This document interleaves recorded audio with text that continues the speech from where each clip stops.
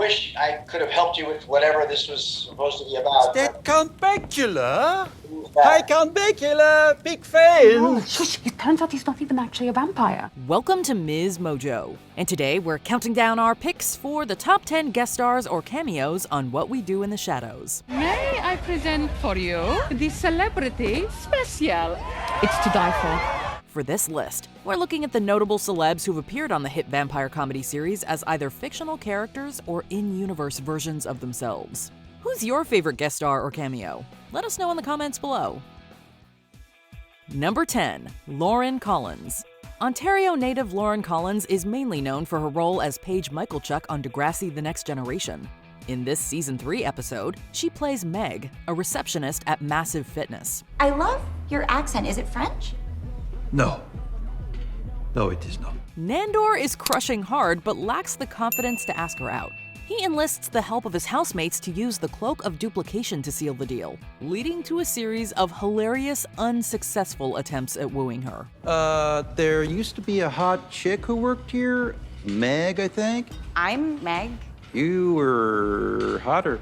Meg goes from being angry to uncomfortable to amused as each shoots their shot in the most offensive and aggressive ways. However, Nandor isn't exactly Meg's type, what with him being a man and all.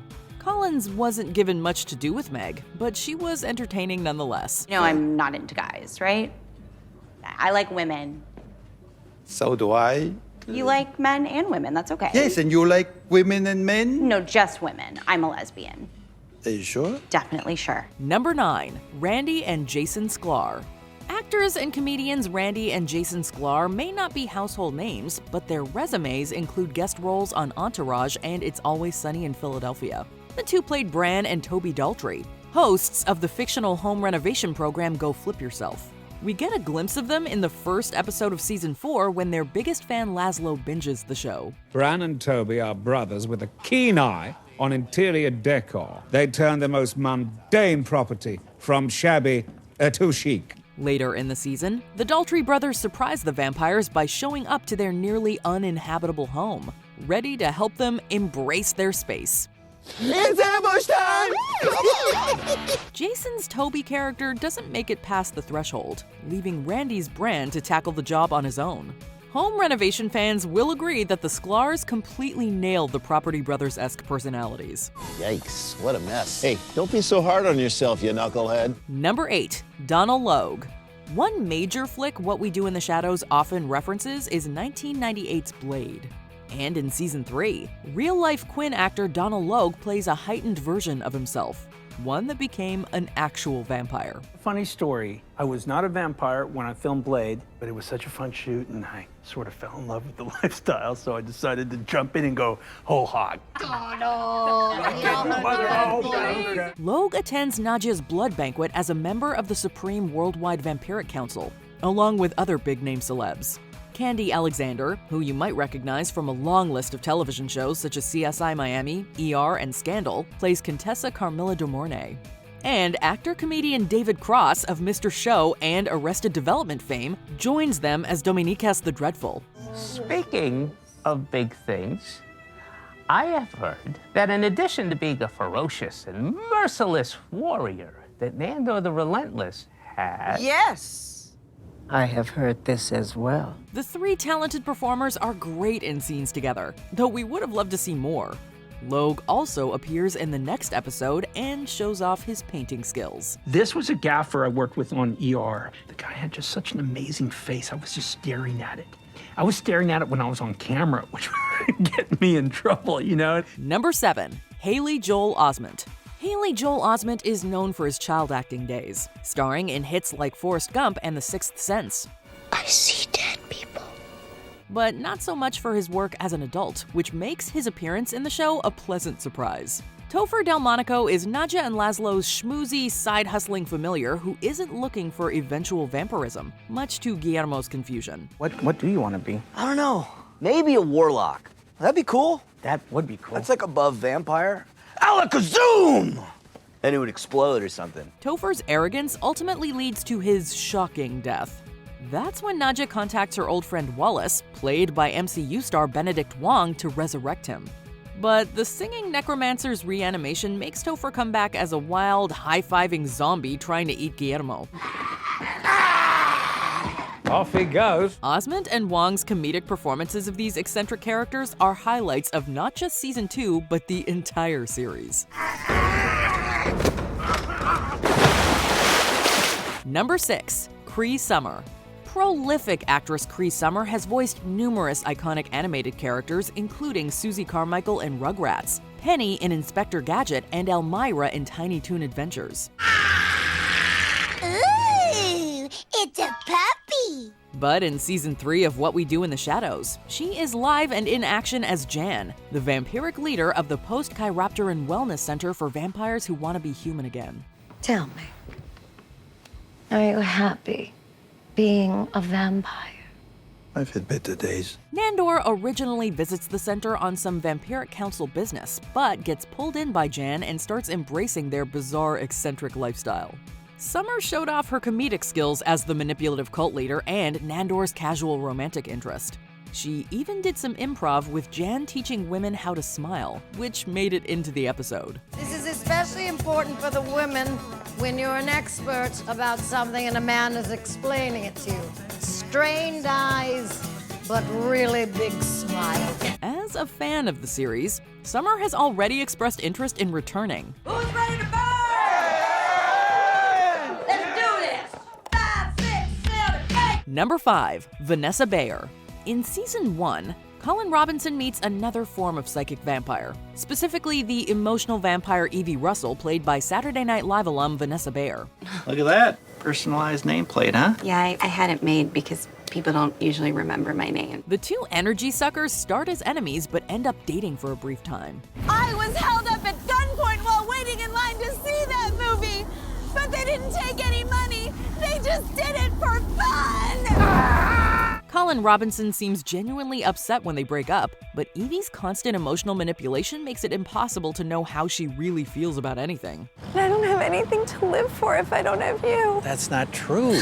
You do, Evie. You have so much more life to take out of these morons. We were pretty bummed too, since Bayer's amazingly funny performance as Evie Russell complements Mark Pruck's expert portrayal of the energy vampire so well.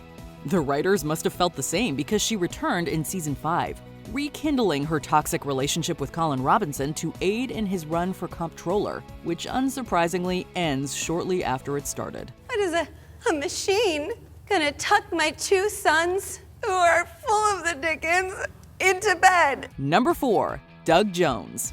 We've known Baron Afanas since the pilot episode when he made a surprise arrival at the home of Nandor, Nadja, Laszlo, and Collin Robinson. Centuries have passed, and you have not conquered the new world. Underneath the Baron's decrepit visage was the legendary creature actor Doug Jones.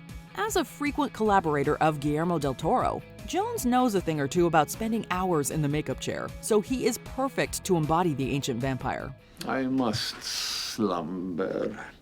But when I awaken, we will rule this Staten Island. After his accidental demise in season 1, he returned in seasons 3, 4, and 5 in different stages, from a burnt torso to his former glorious self. Oh, could work, I suppose. What could work? He says maybe repeat the turning process with a different vampire.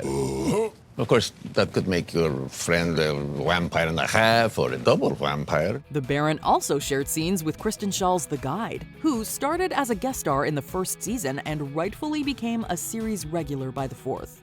Guide lady and the Baron, whatever you do, just do it quietly. Number 3, The Vampiric Council. In season 1, fans were pleasantly surprised to see Taika Waititi, Jonathan Bruff, and Jermaine Clement reprise their roles as Viago, Deacon, and Vladislav the Poker from the 2014 film of the same name. The trio is now part of the powerful Vampiric Council led by Tilda. Pretty much our leader. She's the one who makes all the big decisions. Yes, Tilda Swinton, who starred in Only Lovers Left Alive, appears as a vampiric variant of herself, along with other actors behind notable vampire characters. Evan Rachel Wood from HBO's True Blood, Danny Trejo from Dusk Till Dawn, Paul Reubens from Buffy the Vampire Slayer, and Wesley Snipes, the titular Daywalker from the Blade franchise. Hey, Misty! Look at him then. Dave Bautista is also in this star-studded ensemble as Garrett, a prisoner Nandor, Nadja, and Laszlo mistake for a council member. If I ever find out who did it, I will take a dagger and stab them 5,000 times with this hand, switch hands, and stab them another 5,000 times. Number 2, Nick Kroll. Nick Kroll is one of the few performers who's been in more than one episode of What We Do in the Shadows. Manhattan vampire Simon the Devious was first introduced in the first season as Laszlo's longtime rival. So I guess I would begin the negotiation by you giving me that hat. We also met the Leatherskins, his ever-growing crew of vamps, and a human-turned-zombie. Kroll returned in the second season as a sewer-dwelling Simon with a dwindled crew. Just going to turn this off. I don't know how to play the piano, so I use a Zoom. But his most unexpected appearance comes in Season 4's Go Flip Yourself, when he explains his ridiculously elaborate ruse. The reason? To get Laszlo's witch skin hat, of course. Friend, do something! What do you want me to do, you knuckleheads? That's clever. Kroll plays off the talented Matt Berry perfectly, and the rivals match each other's theatricality and pettiness with every encounter, always leaving us in stitches. Oh, that just for stealing my hat? Yes. Wow. Before we unveil our top pick, here are some honorable mentions.